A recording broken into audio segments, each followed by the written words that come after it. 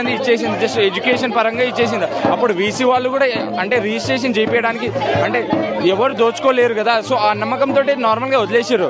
కానీ ఇప్పుడున్న ప్రభుత్వం మన రేవంత్ రెడ్డి ఎట్లా ఆయన మొత్తం మెంటాలిటీ మొత్తం ఏంది రియల్ ఎస్టేట్ మొత్తం రియల్ ఎస్టేట్ ఆయనది. సో ఆయన మొత్తం రియల్ ఎస్టేట్. ఆయన వచ్చింది ఫుట్బాల్ ఆడడానికి, మొత్తం చూసిండు, మొత్తం క్లియర్గా చూసిండు. జస్ట్ నార్మల్గా చూడడానికి వచ్చిండు, ఆయన ఫుట్బాల్ పేరుతో చూడడానికి వచ్చిండు. మొత్తం 400 ఎకరాలు ముందే వేలంపాట వేసుకుండు ఎవరికి తెలియకుండా ఫస్ట్. సో ఇప్పుడేమో మొత్తం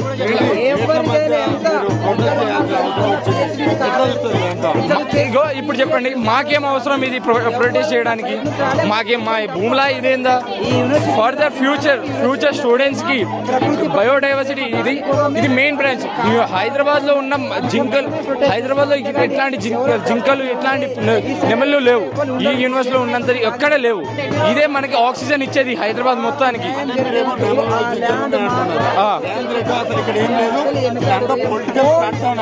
అదే కదా, ఆయనకు ఒక్కసారి రమ్మనండి.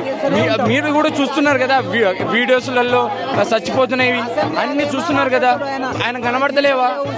ఆయన నక్కలంటే మేము ఇక మమ్మల్ని ఉద్దేశించి నక్కలకి ఏదో అన్నారు. ఆయన వచ్చి చూసి చూడమనండి ఎలా చచ్చిపోతున్నాయో.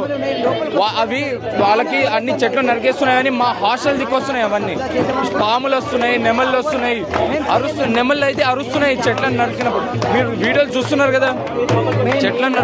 మీకు కావాలంటే వీడియోస్ కూడా చూపిస్తాం మేము. అదే అది వాళ్ళు ఇంకా బేసిక్, వాళ్ళు ఇంకా పోలీస్ ట్రైనింగ్ తీసుకొని వాళ్ళు ఇంకా అమ్మాయిల మీద దాడి చేస్తున్నారు. ఇక ఎలా చెప్పి పంపించిండో తెలియదు ఇక రేవంత్ రెడ్డి. ఎడ్యుకేషన్ ఉంటే ఏమైనా చేయవచ్చు.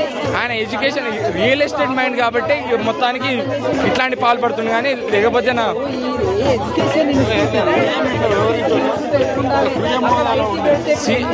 అస్సలు కాదండి.